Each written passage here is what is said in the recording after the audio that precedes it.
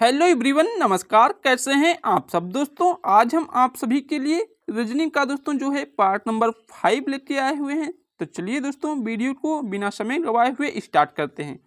यदि आप लोगों ने पार्ट नंबर 4 को नहीं देखा है तो आप लोग वीडियो सेक्शन में जाके वहां से वीडियो को देख सकते हैं। तो आज का हमारा क्वेश्चन नंबर 1 दोस्तों, क्वेश्चन नंबर 1 क्या है हमारा। यदि a अनुपात b 3:4 दिया गया है, b अनुपात c जो है 5:2 दिया गया है, तो a b c का अनुपात हमको बताना है। ठीक है दोस्तों, ये क्वेश्चन जो है आपको आरपीएफ कांस्टेबल 2019 में पूछा गया क्वेश्चन है।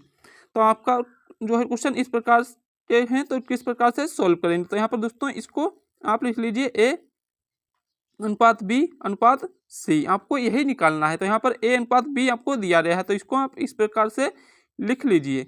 ठीक है दोस्तों, फिर b अनुपात c है, तो b आपको दिया गया है, तो यहाँ पर b अनुपात c लिख लेना है। जो आपकी संख्या मिस है तो उसके सामने वाली संख्या आपको यही लिख लेनी है। ये दोस्तों 5 है, तो यहाँ पर भी 5 लिख लेंगे। फिर आपको यहाँ पर कुछ नहीं करना है। ठीक है दोस्तों, क्या है 5 × 20, ये आपका 20 आया। फिर 5 हैं 15, और ये दोस्तों कितना हुआ 3 दूनी 6। तो यही जो है आपका ABC का अनुपात यहाँ पर आ जाएगा 20:15:16। क्या है दोस्तों, हो गया यहाँ पर 20:15:16। ये जो है आपका ABC का अनुपात निकल के आ जाएगा, जो कि दोस्तों ऑप्शन नंबर बी में दिया गया है। तो आई होप इस क्वेश्चन को भी आप अच्छे से समझ गए होंगे। तो चलिए दोस्तों देखते हैं नेक्स्ट क्वेश्चन, क्वेश्चन नंबर 2 क्या है दोस्तों। क्वेश्चन नंबर 2 हमारा 7 संख्याओं का औसत 143 है। 7 संख्याएं हैं, उनका औसत दोस्तों 143 दिया गया है।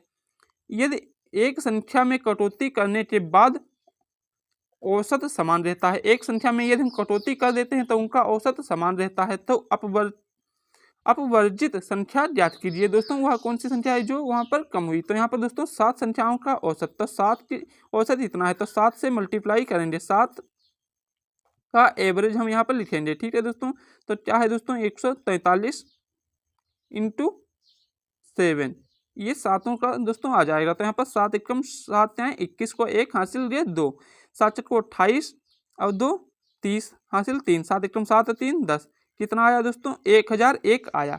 फिर दोस्तों इसमें से एक संख्या की कटौती कर दी जाती है तब भी औसत समान रहता है। तो 6 का एवरेज दोस्तों आपको कितना दिया गया है, 6 का एवरेज भी दोस्तों सेम ही रहता है।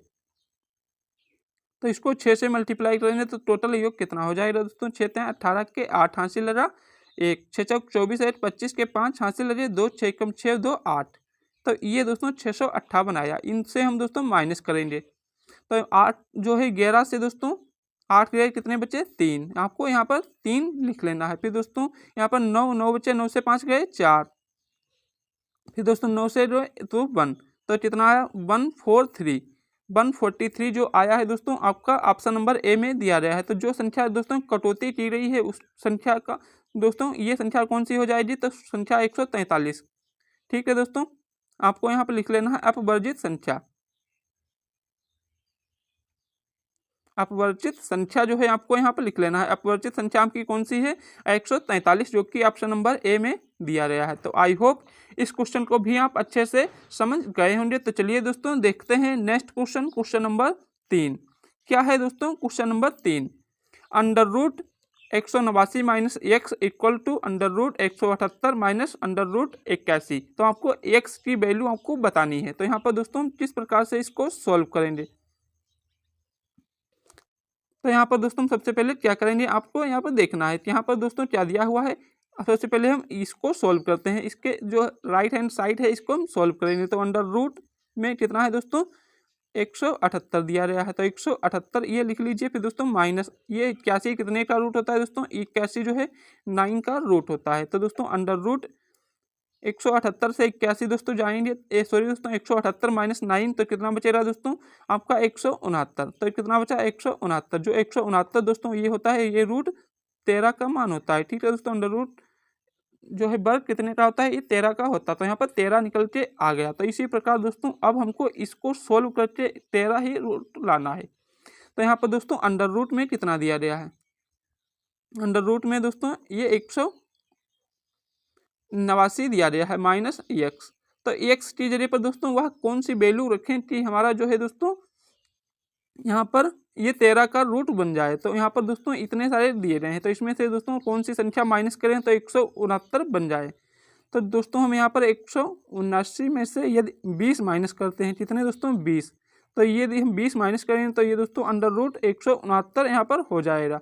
तो जब 169 हो जाएगा तो 169 ये 13 का रूट होता है। तो ये दोस्तों RHS बराबर LHS दोनों बराबर हो जाएंगे। तो यहाँ पर अंडर रूट 20 जो है, तो दोस्तों ये जो 20 संख्या माइनस की है तो x की वैल्यू यहाँ पर कितनी आ जाएगी 20, जो कि दोस्तों ऑप्शन नंबर ए में दी रही है। तो यहाँ पर x की वैल्यू आपको 20 रखने पर जो है दोस्तों LHS और RHS दोनों इक्वल प्राप्त हो जाएंगे। तो यहाँ पर x की वैल्यू आपकी 20 हो जाएगी। तो आई होप इस क्वेश्चन को आप अच्छे से समझ पाए होंगे। हमारा नेक्स्ट क्वेश्चन दोस्तों क्या है, क्वेश्चन नंबर 4 दोस्तों क्या है, अनिल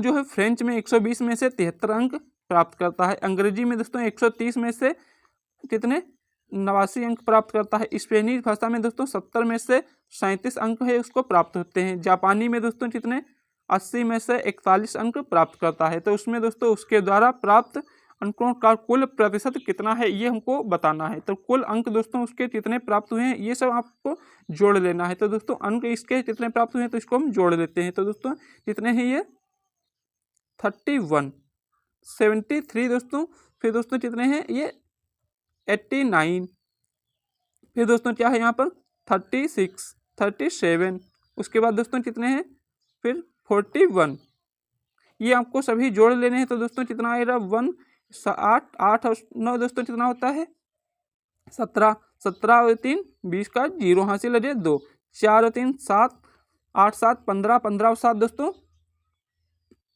22। तो ये कितना आया दोस्तों 222 टोटल उसने अंक प्राप्त किए हैं। अब दोस्तों पूर्णांक कितने का था दोस्तों, पूर्णांक हम सभी का जोड़ लेते हैं। तो यहाँ पर 120 और 130 कितने हुए 250, 250, 250 दोस्तों ये आपके हो गए। फिर 70 और 80 कितने हुए 150। तो 250 प्लस 150 कितना हुआ दोस्तों, पूर्णांक यहाँ पर लिख लीजिए। पूर्णांक दोस्तों आपका ये 400 का यहाँ पर हो गया। तो प्रतिशत अंक कितने प्राप्त किए ये हमको बताना है। ठीक है दोस्तों, प्राप्त प्रतिशत आपको यहाँ पर बताना है। तो यहाँ पर क्या करेंगे दोस्तों, तो जितने अंक प्राप्त किए हैं, कितने अंक प्राप्त किए हैं दोस्तों 222 अंक प्राप्त किए हैं। कितने में से प्राप्त किए हैं दोस्तों 400 में से। तो बटे में 400 आएगा इंटू 100 यहाँ पर करेंगे। तो 100 ये 2 जीरो से 2 जीरो कट जाएंगे, फिर तो 4 से भाग दीजिए दोस्तों। 4 से जो हम भाग करेंगे तो दोस्तों कितना 4 पंचे 20 और फिर बचे 2, फिर 4 पंचे 20। तो जो है कुल दोस्तों यहाँ पर 55% अंक प्राप्त किए हैं दोस्तों उसने संपूर्ण परीक्षा में।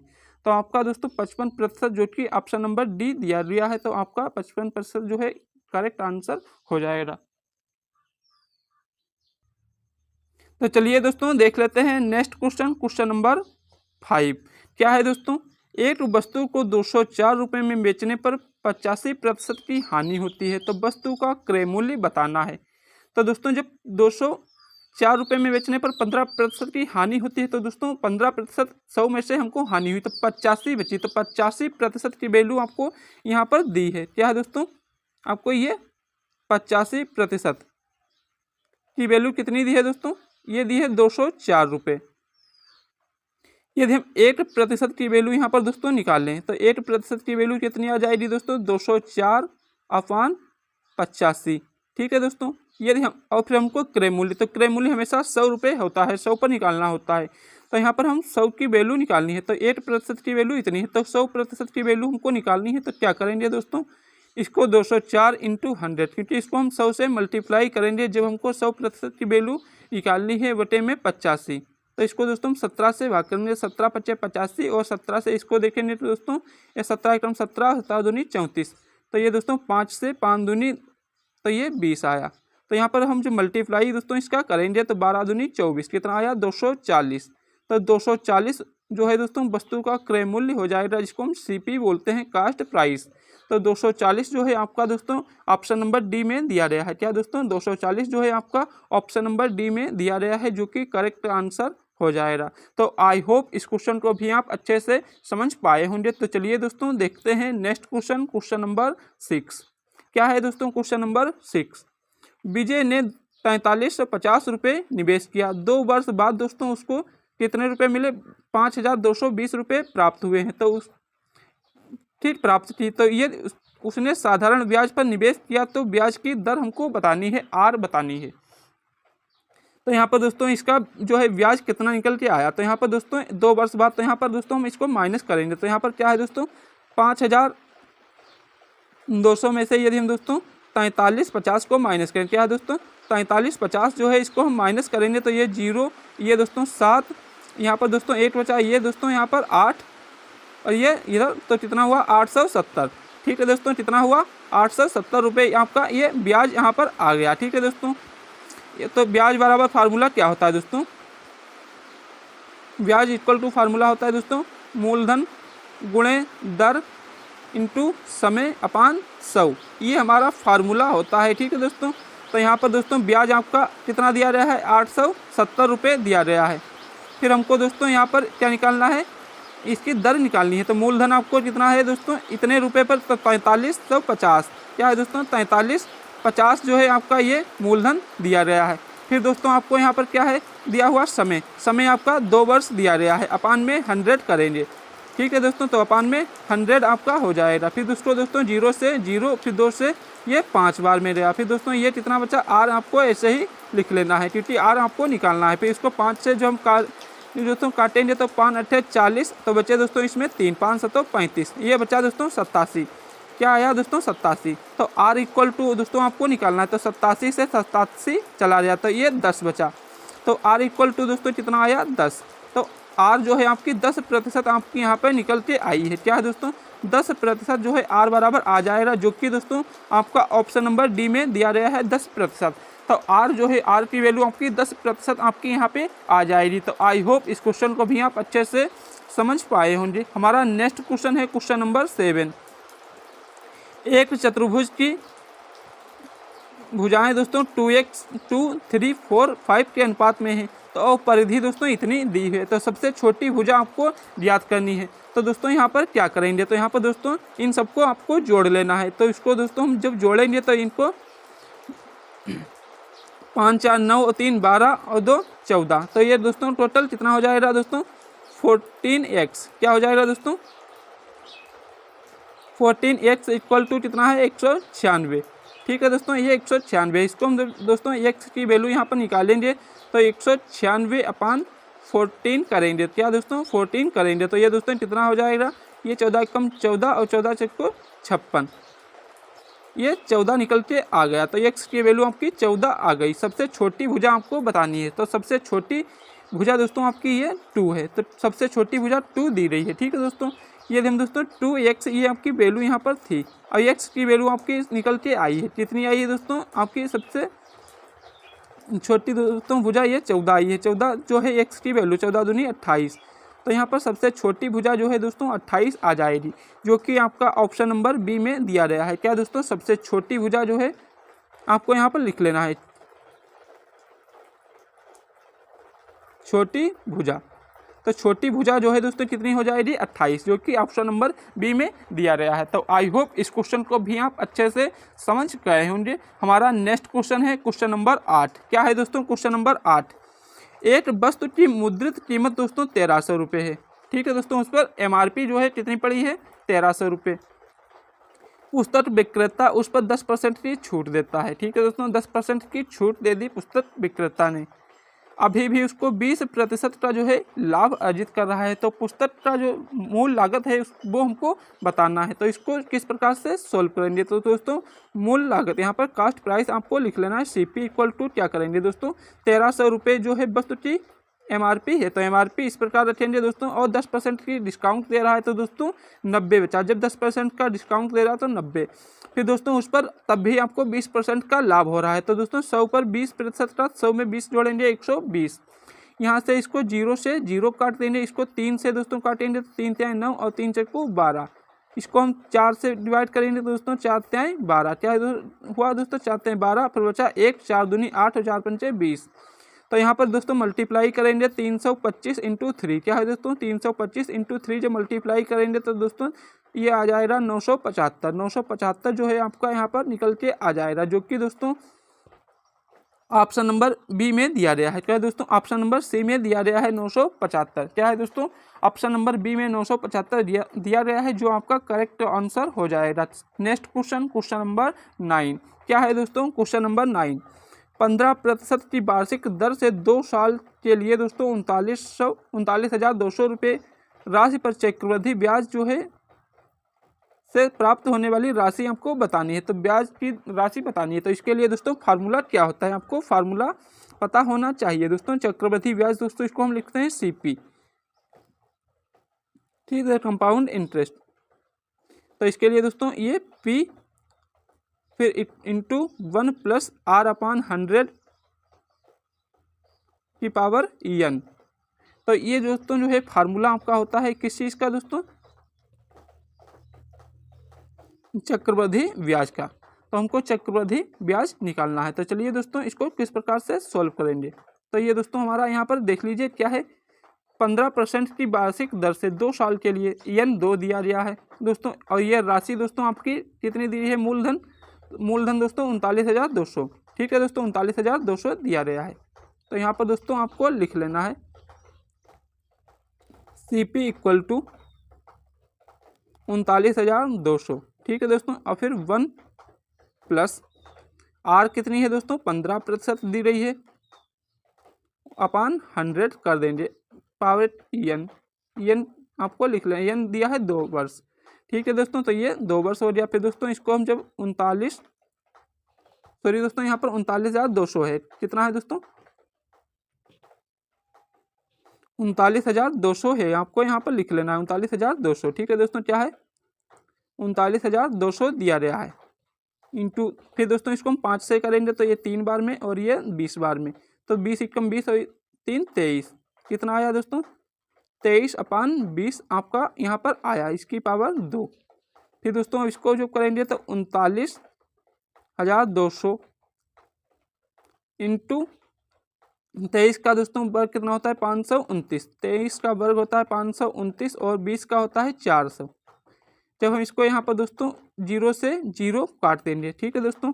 अब 392 की मल्टीप्लाई करेंगे तो 529 से, ठीक है दोस्तों। तो इसकी जब मल्टीप्लाई करेंगे तो हमारा यहाँ पर कितना आंसर निकल के आएगा दोस्तों? 51,842। 51,842 जो है आपका ये निकल के आएगा जब हम इनकी मल्टीप्लाई करेंगे।